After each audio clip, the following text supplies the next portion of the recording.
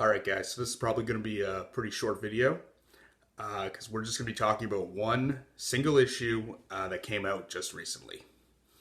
For the past little while, Marvel has been releasing this mini-series or sub-series, Marvel Snapshots. Just stories set in the universe of the Marvels, the seminal Kurt Busiek series. Just looking at various points in history in Marvel from generally from kind of an outsider perspective. And they just released a story about the debut of the Fantastic Four and the little nobody character who's just watching it all unfold is a young orphan from Nebraska by the name of Scott Summers. Never going to match some butts to anything. We're not going to hear from this kid again. Okay, yeah. So this is Marvel Snapshots X-men. And this is one of the really cool things. It's written by a guy by the name of Jay Editon. Now, Jay is one of the hosts of Jay and Miles Explain the X-Men, a really fantastic podcast that goes through the whole history of the X-Men, gives recaps, does kind of review, and puts it in the context of the historical and editorial environments of the time that the stories are written in. Fantastic podcast. They've done over 300 episodes. It's one of my favorite things to listen to. Check it out if you haven't. It's really fucking phenomenal. And he got the chance to write this story about his favorite character, Cyclops. So it's really fucking cool just on that end of it. Anyways, the basic story is it's Scott just before his powers comes in. He's living in the orphanage in Nebraska. They don't really go into the whole Mr. Sinister stuff that I talked briefly about in my Why I Love Cyclops video. Check it out if you haven't. Shameless plug.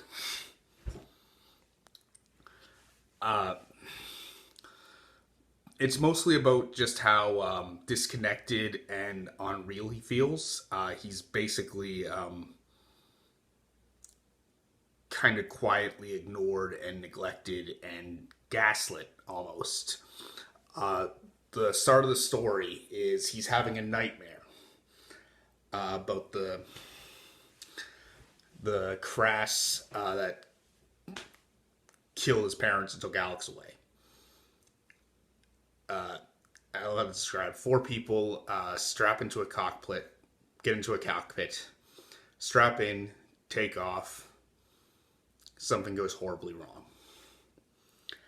And that exact description is used to describe the Fantastic Four's accident. Which is a connection I never put together in my head, but makes so much fucking sense when you do. It's awesome. I love it.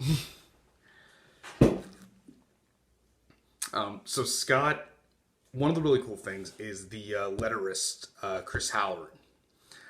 Everything in Nebraska in Scott's life is very washed out, very saturated, very, very gray. Doesn't look like a superhero comic. And then when Scott sees the FF on the TV, it's bright, it's colorful, it's like something out of a Silver Age Marvel comic book. It looks so much more real to Scott. So, the FF debut, and Scott becomes obsessed. He gets really hyper fixated on superheroes in general, and the Fantastic Four in particular. Jay Editon described the elevator pitch of this story as teenage Scott Summers and Prince son Reed Richards like a confused baby duck. And it really is kind of that. But what's really kind of cool about it is you seeing the gems of what will become Scott's personality as Cyclops. You seeing, the beginnings of his tactical mind, of his way of viewing things. One of, in my opinion, kind of the key point in the book is Scott goes to see Dr. Richards give a lecture at a university in the town. And because Reed Richards is a superhero, the place gets attacked by a supervillain. This mad scientist makes giant bugs. And during the fight, there's a collapse. Scott and a bunch of other people get trapped in a cave-in, basically. And it's just Scott's kind of thought bubbles. There's a woman, trying to comfort her kid, saying, it's okay, they're going to find us, we're going to be okay. And Scott's immediate thought is, how? There's no practical way to assume they'll find us. There's no way to assume they'll just find us. Because he's Scott. He's that very straightforward thinker. That what's the point of giving false comfort? That's something he'll develop even further as he becomes Cyclops. He then cuts to a guy who's just having a panic attack. Oh God, we're all gonna die. Oh God, we're all gonna die. Oh God, we're all gonna die.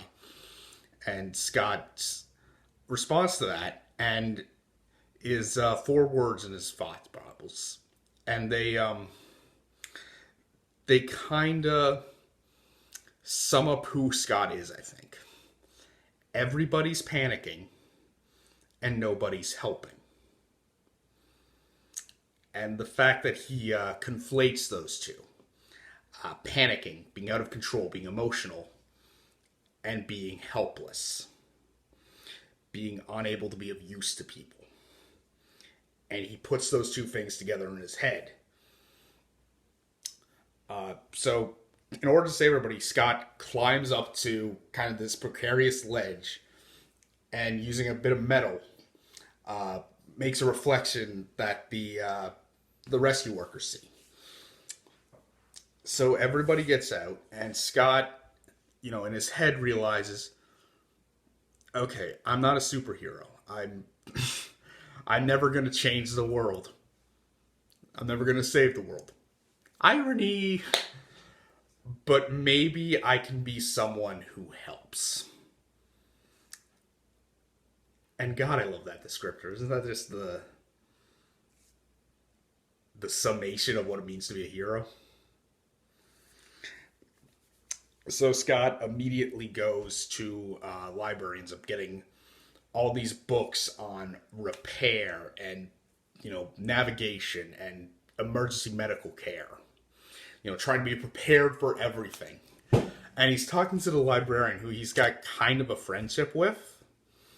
And, he says, it's a start, but, what do you do in order to be prepared to train yourself in how to think in a situation, how to react to a situation? And we find out what this book is really about. The origins of Scott's much beloved, very battered copy of The Art of War by Sun Tzu. So Scott gets that, reads it, cover to cover, multiple times, takes notes, just really absorbs and incorporates it in.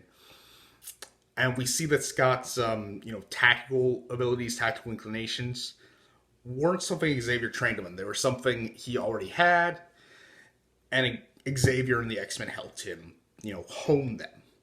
Which I prefer. I don't like the interpretations where, everything impressive and good about Scott came from Xavier. And that's not just my dislike of Xavier coming through it. I think it takes away a lot of Scott's agency and motivations. But anyways, as, things are going on, Scott's starting to look up. Things are starting to look up for him. He ends up in a fight with some bullies in the orphanage, during which the ruby quartz glasses he'd been given to help him with his migraines fall off. And, well, if you know Cyclops, you know what happens. Optic blasts develop at that moment.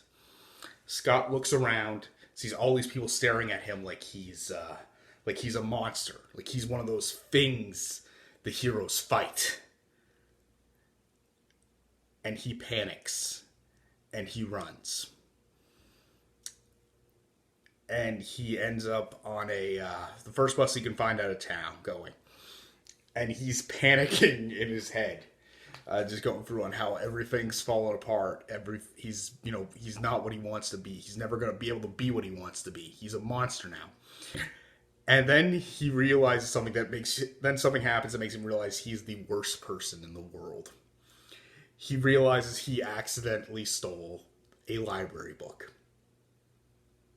Because he is Scott Summers and he is just the best. I love that man.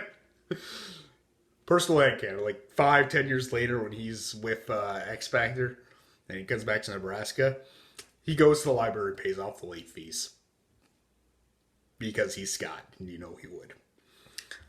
So then he ends up in New York, and we get the just before the scene where he gets kind of noticed by Xavier. A crane is falling. There are workmen going to be attacked. Scott's looking around like, oh god, these people are going to die. There's got to be something someone else can do. Someone else can help them. No, they can't. But if I use my powers, everyone's going to know. But these people probably have families. Well, Summers, who wanted to help, panel just read. Then cuts to years later. Scott's in the 90s costume, the blue and yellow, has the straps, the cartoon. Leading and preparing an X-Men mission to help save the other three members of the Fantastic Four, Sue Storm, Johnny Storm, and Ben Grimm. Reed's on the little image computer thing that talking with them. And it's just a really fun character study in who Scott was and who he became. What parts of him he developed, what parts he moved beyond. And just, the celebrating the fact that Scott, being a hero isn't because he's an X-Man, isn't because he has powers. He's a hero because he wants to be someone who helps. And that's just a really lovely sentiment. So, X-Men Marvel's Snapshots.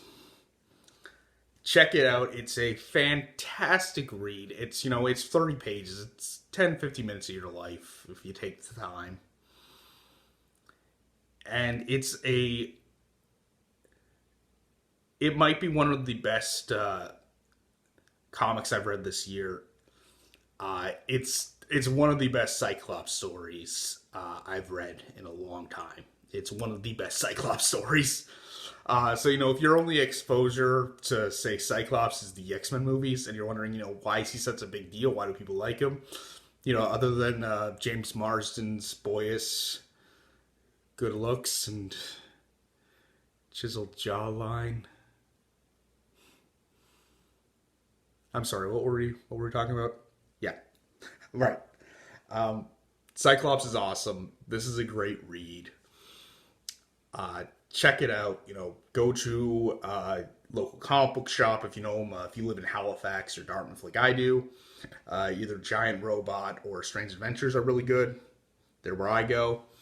If you don't have access to a comic book shop or you don't know any in your area, it's online, Comixology. You can get a digital copy. Pick it up, read it. Join the Cyclops Corps. Learn, get a bit of insight in why he's my favorite character. So, just gonna close this out. Thank you, Jay Edidin, Tom Riley, Chris Halloran, Tom Orzechowski, the creative team on this book. It was fantastic. You guys did a wonderful, wonderful job. And it's great. give Jay an ongoing series, Marvel. He deserves it, and he'd knock it out of the park. Anyways, just wanted to talk about an issue that came out recently I really loved. If it sounds like something you might be into, check it out. I'm Matt McLagan. We just talked comics. Take care.